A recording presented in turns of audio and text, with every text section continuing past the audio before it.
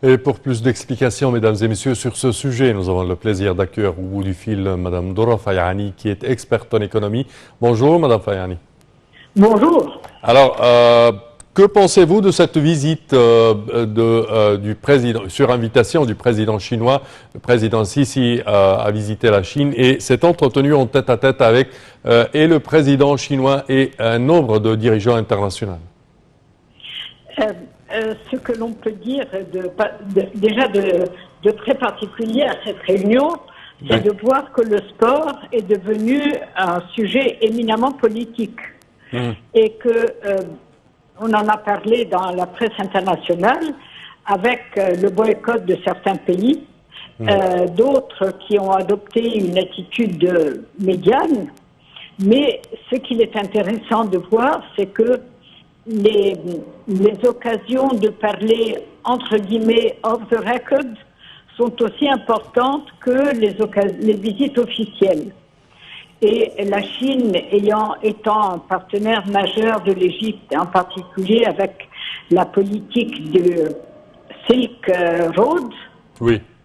De ce fait, la présence du président égyptien durant les Jeux olympiques et l'invitation donc du président Xi est très importante. Oui. Plusieurs projets sont entrepris entre l'Égypte et la Chine en coopération mutuelle des deux côtés. Que pensez-vous de ce partenariat stratégique entre l'Égypte et la Chine, surtout avec les conflits actuels dans le monde entier? Bien sûr, mais l'Égypte peut et doit, en fait c'est déjà ce que nous faisons, jouer le rôle disons, d'intercesseur, de facilitateur, comme on dit maintenant en faisant du franglais, entre les pays africains, de façon générale, avec l'aide de la Chine.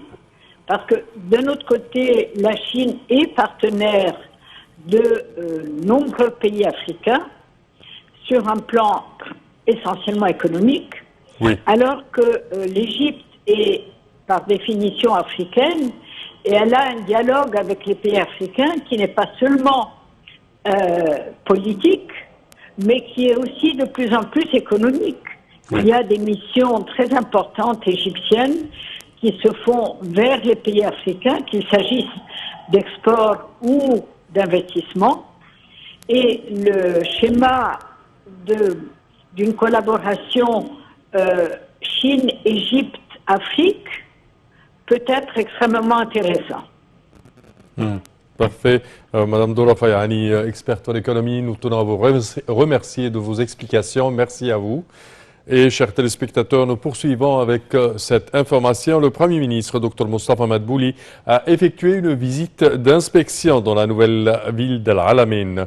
Au début de la visite, le ministre du Logement, Assem Gazzar, a briefé le Premier ministre sur l'état d'avancement des projets en cours de construction dans la ville et qui devraient être achevés en mars prochain, selon le calendrier déjà prévu. Le ministre a déclaré que tous les projets étaient achevés à 85%. Le Premier ministre a inspecté la ville du patrimoine construite sur une superficie de 260 faidans qui abrite de grands bâtiments de luxe, des hôtels haut de gamme, des centres commerciaux, un musée, une église, un mosquée, un complexe de cinéma, un théâtre romain, un centre d'exposition et des établissements pour accueillir les différentes activités culturelles. Le Premier ministre a enjoint d'achever la construction des cinémas et des lieux de loisirs d'ici l'été prochain, soulignant qu'il est important de mettre en fonction le système de collecte des eaux de pluie. Et en marge de sa participation au sommet de l'Union africaine, le ministre des Affaires étrangères, Sameh Shoukry, s'est entretenu samedi à Addis Abeba avec le Premier ministre palestinien Mohamed Chatriya. Les deux responsables se sont penchés sur les derniers développements de la situation dans les territoires occupés. M. Shoukry a affirmé le soutien pérenne de l'Égypte à la cause palestinienne, soulignant qu'il est impératif de reprendre les pourparlers israélo-palestiniens pour aboutir à une solution définitive et équitable à la cause palestinienne basée sur le principe des deux États. Le ministre des Affaires étrangères Sameh Shoukry, accompagné d'une délégation de haut niveau, s'est rendu vendredi à Addis Abeba pour participer au 35e sommet de l'Union africaine, consacré notamment aux conséquences de la pandémie de Covid-19 sur le continent africain et les moyens d'y remédier.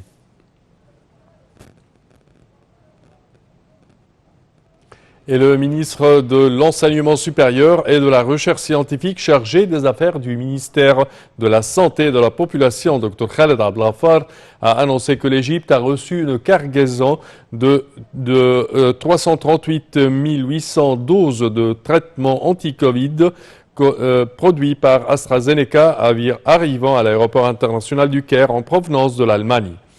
Dans son rapport quotidien sur la situation pandémique, le ministère de la Santé a annoncé que 2298 nouveaux cas d'infection au coronavirus avaient été détectés et 58 décès enregistrés.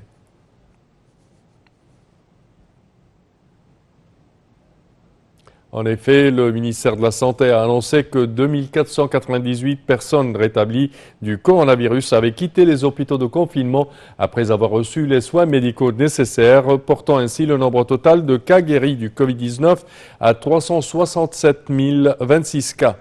Le ministère de la Santé a toutefois déclaré avoir détecté 2291 nouvelles infections au coronavirus et 39 décès.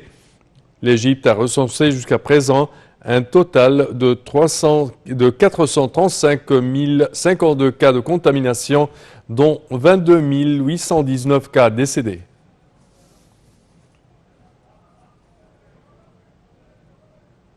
Et nous terminons avec le sport. La sélection nationale de football poursuit ses préparatifs pour le choc final face au Sénégal ce soir dans la capitale camerounaise Yaoundé. L'Égypte s'est qualifiée jeudi en éliminant le Cameroun, pays organisateur, à l'issue d'une séance de tir au but terminée 3-1, alors que le Sénégal avait battu le Burkina Faso 3-1 la veille. L'Égypte a déjà remporté 7 Coupes d'Afrique des Nations CAN et elle touche désormais à presque la 8e Coupe du doigt.